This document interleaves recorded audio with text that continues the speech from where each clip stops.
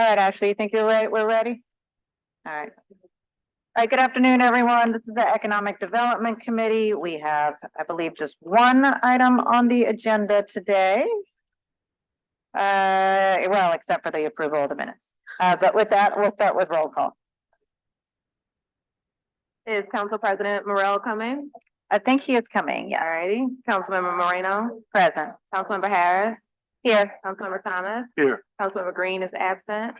And proceed with the meeting. Thank you so much. Let me start with the approval of the minutes from the September 26th meeting.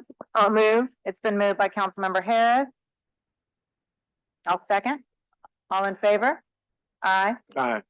All right, 3 yeas, no nays, and the minutes are approved. And that brings us to item number 3, presentation and consideration on a proposed payment in lieu of tax agreement within the River District to ensure the long-term presence of Shell USA Inc. New Orleans.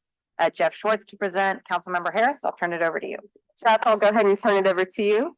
And I know we have public comment, just a reminder, please speak your name and if you're affiliated with anyone before public comment will be limited to 2 minutes per person. Thanks, Jeff. Thank you so much, Councilmember Harris. Thank you, Councilmember Moreno and Councilmember Thomas. Very excited to be here today. I know this meeting was called on relatively short notice, and so very appreciative of you all accommodating this in your schedules. And I hope everybody had a great Thanksgiving. We're here today because at the last legislative session, the state legislature provided for the ability for the state economic development district that the convention center had actually created 7 or 8 years ago, the ability to enter into pilot agreements through the economic development district directly.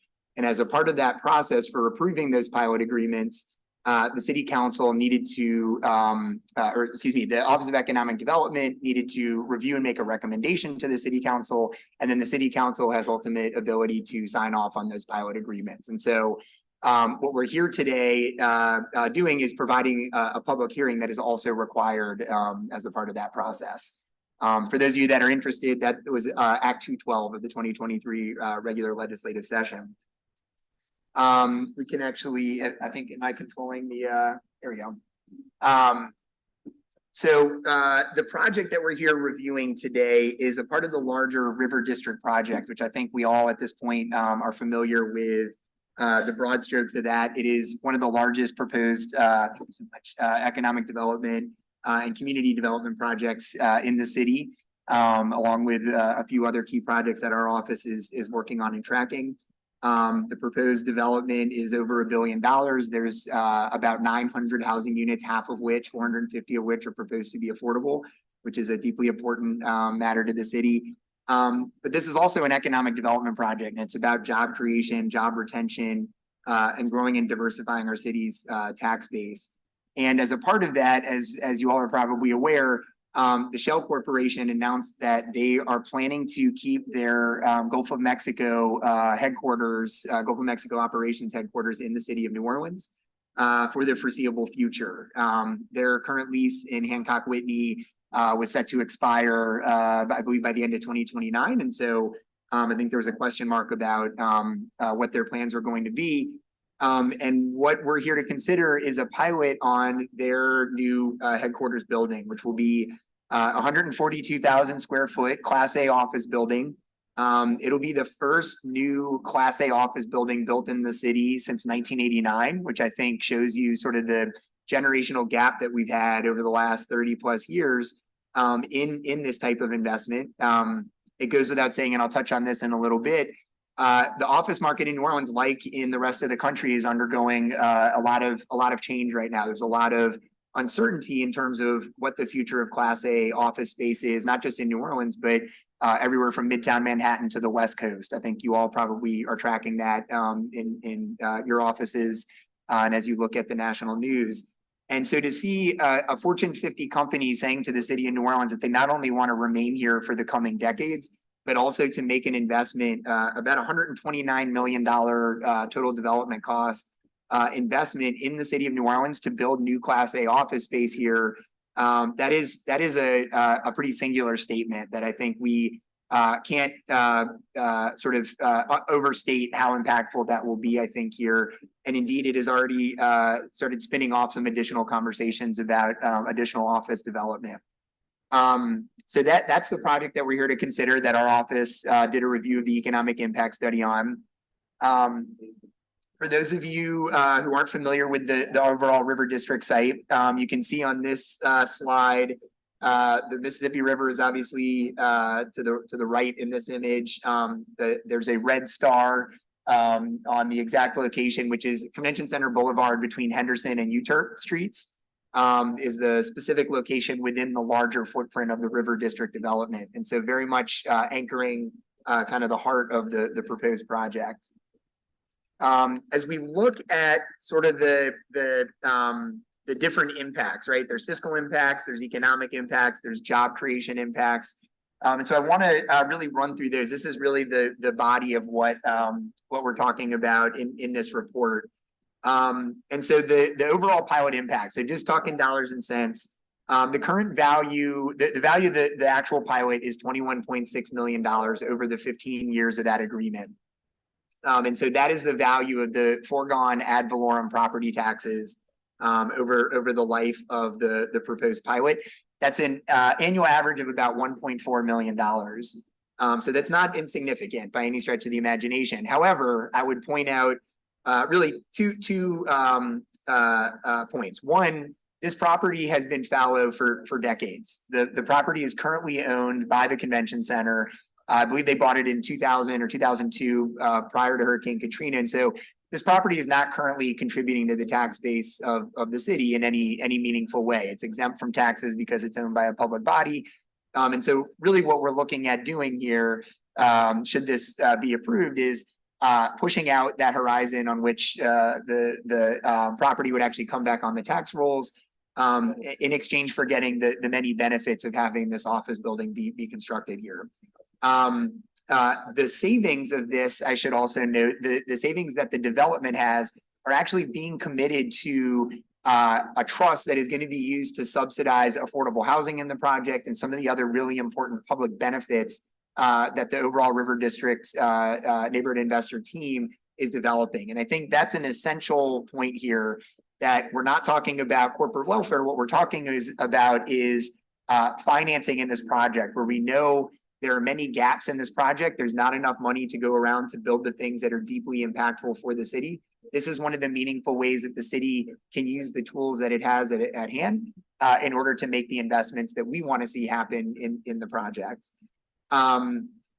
The net fiscal impact, so just looking at the dollars and cents, so net of that $21 million that the city would be foregoing, the city is directly, just to its bottom line coffers, still going to see almost $26 million of direct cash benefit to the city bottom line over that same timeline.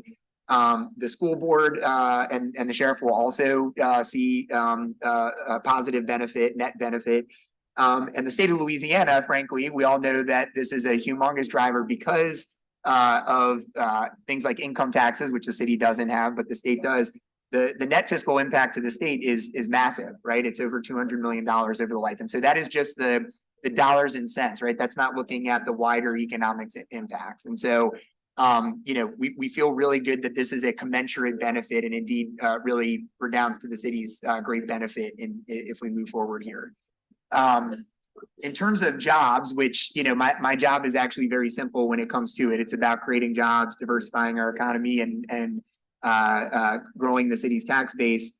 In terms of job creation and retention, just this one project alone, so not even looking at the wider River District project, just the Shell headquarters building will create 774 construction jobs.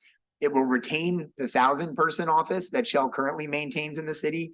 And Shell also expects to grow that office by 20 to 30 jobs a year over those next 20 years.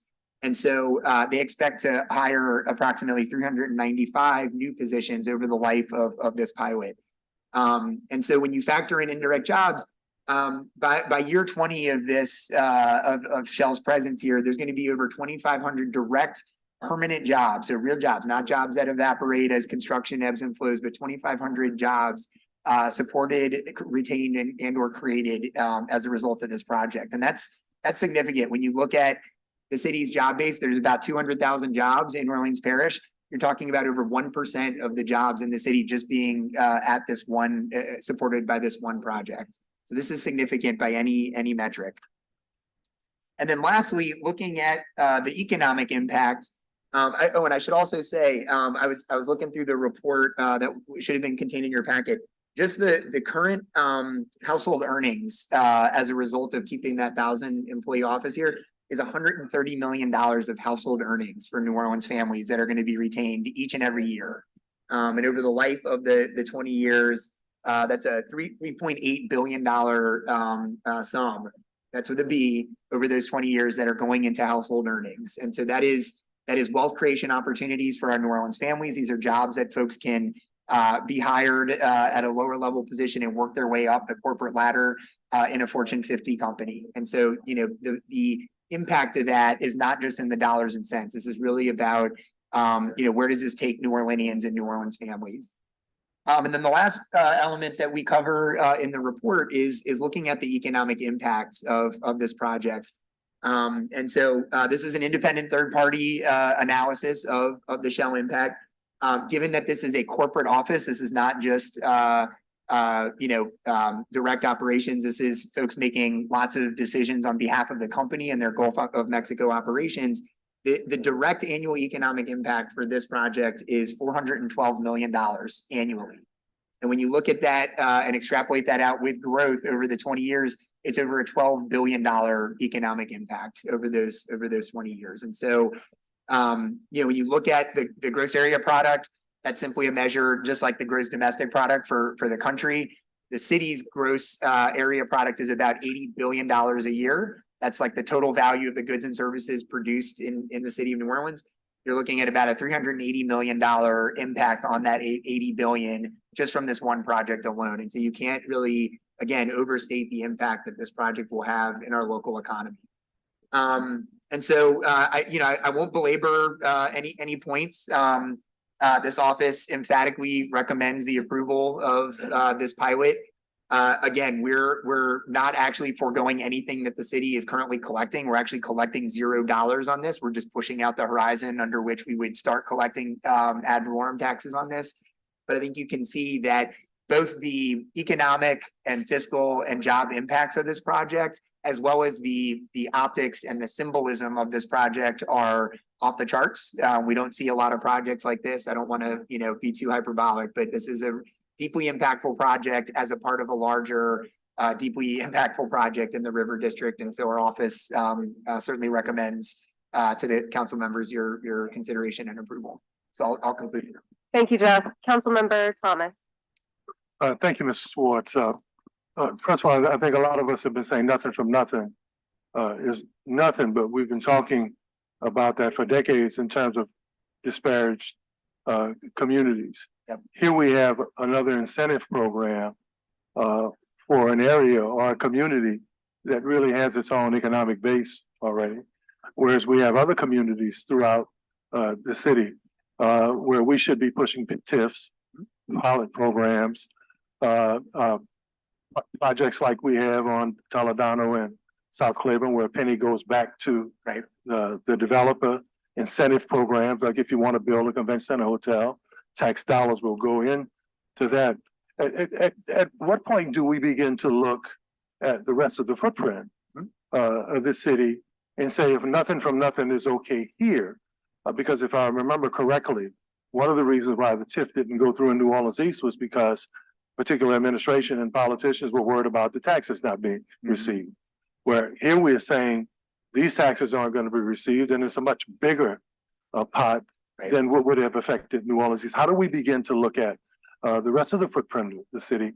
And if nothing from nothing is okay here, then why should nothing from nothing be okay in some of the more disparaged communities? Absolutely. It's a fantastic question. I think it's the essential policy question, right? Is how do we steer investment to the areas where we know we have a goal of steering investment? And that is, I'm more than happy to go on the record. I think looking at pilots and TIFs are some of our office's favorite tools to actually tailor incentives and support public investment to the projects that that need it. I will be more than happy to go on the record for projects like, the Plaza Mall site, for the Six Flags site, for other areas where there are these catalytic projects in New Orleans East. They absolutely would be prime candidates for exactly these types of tools. Well, payment in lieu of tax. That's right. Yeah, there's some areas that needed more than others, especially given where they're located. Yep. The skills of economy that operate around those communities. One other thing is, especially given the $412 million impact, Yep. how do we take a look at what areas it impacts, especially because now we see, given the data center report, especially about Black wealth in the city going down, the disparity gap growing, and a number we were alarmed about. I think about an administration ago, with the study that was done by the business community that showed at least 54% of African American men were unemployed. Right. Even though 14% of those 54% could pass the drug test, had transportation, and had a certificate of diploma in the area of discipline they were applying for, still 14% couldn't get a job. Right. That number went down to about 48%. I think it's creeping back up to about 50%. How do we use these incentive programs? Because business people are going to benefit, and that's fine, right? So how do we attack those numbers in a community right now that is, especially amongst Black men, that is underrepresented in the job market? Yep, it's another great question. I think we have to do it with intentionality. We have to make sure that when the city is investing and where we have the ability to ensure commitments, that we do that. And so whether that's around procurement and making sure that DBE and Hire NOLA, which this project is 100% committing to, meeting both the city's DBE goals as well as the 40% local hire goals. To me, that's the baseline. I think to your point, part of the challenge has been that we need to see additional job growth. We need to have the jobs in New Orleans in order to make sure that we are connecting the folks who we most want to connect to those jobs. And so I think, part of the challenge here is that we need to make sure that those relationships are being built between employers and the folks who we're making sure that we're trying to employ. I mean, half the jobs is fine, but the old Harris open access program, if you know a little bit about that and study that, they had all these categories, but they missed the mark. Right. They were actually not hitting the mark in certain areas where folk already had jobs or had making it up on had other stability in terms of income. So how do we alter that here specifically for this program? Is there a way to work with the developers to say, no, target this population? It's a fantastic question. I know we have some representative of the developers here. I do think that you have our office's commitment to make sure that those conversations are happening from today going forward. And then the last thing, I would like to see a breakdown when you talk about the amount of jobs that are in the city. I can go back to the old Howard Schmaltz study, which said about 100,000 or so of those jobs drove in every day. And when they clocked out and they left every day. And at that time, their annual income was in excess of about $3 billion. So job creation is one thing, but I would love to be able to see the impacts within, from Monticello to Dubarel and from Algiers to the cutoff within those boundaries, because I think we have to be real conscious of the fact that, especially in a large disparate population, crime, housing, income, all of those areas. So I'd love to see a breakdown. Because it's good, it's okay to talk about how many jobs, but we know, especially given the small study that was done I think in the late 90s or early 90s, that showed that upper level supervisor positions in excess of 100,000 folk, they had jobs, but they didn't live here. Right. So if there's a way of breaking that down, I'd like to get that in. Yeah, absolutely. I know we have some good data sets on the sort of geography of jobs and where folks are living who work in the city. We'd be happy to break those down. Thank you. Yeah, thank you, council member. Any other council members? Jeff, can you talk about the housing portion of this and how this pilot for this particular parcel impacts the 900 units of mixed use housing, 450, which are low income and workforce? Yes. So what's important, thank you, council member. This is I think an essential question about how these large, multifaceted mixed use projects come together. As I mentioned before, there are lots of gaps in the project that the development team and the public sector partners work to fill over time, as I know you know so well. Affordable housing in particular is a challenge. We have to subsidize market rate housing in New Orleans. It's actually very difficult to put together even just a market rate debt and equity project in the city, if not impossible in this current interest rate environment. And so when you then layer in doing an affordable project, it's really, really challenging to fill those gaps. And so one of the best things that you can do is to figure out how I would call it cross subsidize the affordable housing units in a project like the River District with some of the other transactions that are taking place within the River District. And so when you look at this Shell project in particular, there are savings both on the sales taxes as well as on the actual ad valorem taxes. And so those savings get put into a trust, not unlike the trust fund that I know you and other council members are working on that the city has overall. Good afternoon, Councilmember Green. And those funds can be then either bonded out when you capture those value streams, the sales taxes that would have otherwise been coming in year over year, or the property taxes. And then those can be used to fill gap in other transactions within the larger River District footprint. And I know for the administration, for you as a council member, for the council overall, and for the development team, creating those 900 units of housing are going to require subsidy. And this is one of the tools that we have in order to subsidize that housing development. Any other questions before I get to public comment? Okay, Santana Mitchell, followed by Leah Bailey.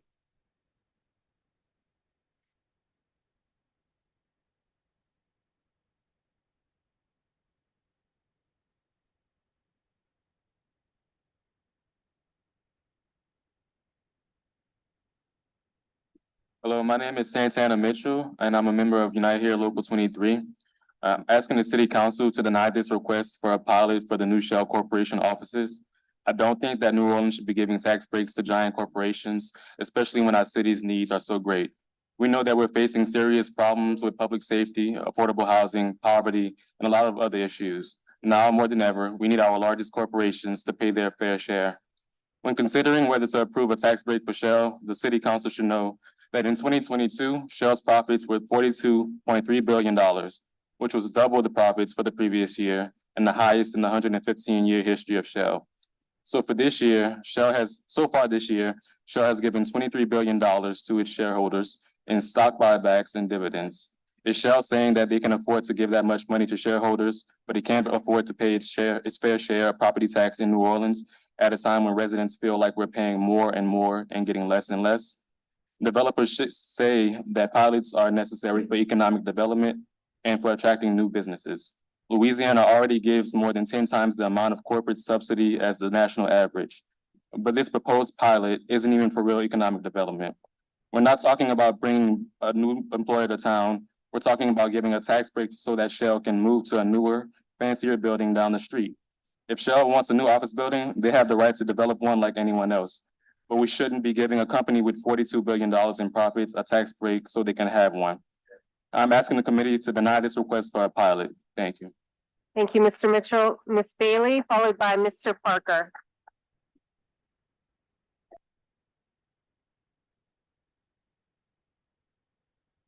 Good afternoon. My name is Leah Bailey, and I'm a researcher here with United Here Local 23, Union for Hospitality Workers in New Orleans. Before I became a researcher with my union, I worked in the hospitality industry for 20 years.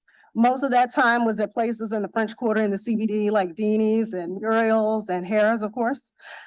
So when I see a massive development like the River District, which could have a huge impact on New Orleans' hospitality industry, I know how important it is to get it right. And one way to make sure that we get it wrong would be to give tax breaks to these developers, including Shell. Local 23 is in strong opposition to this pilot proposal or other public subsidy to the River District development. In 2020, an academic study in Public Administration Review Journal using data from 32 states from 1990 to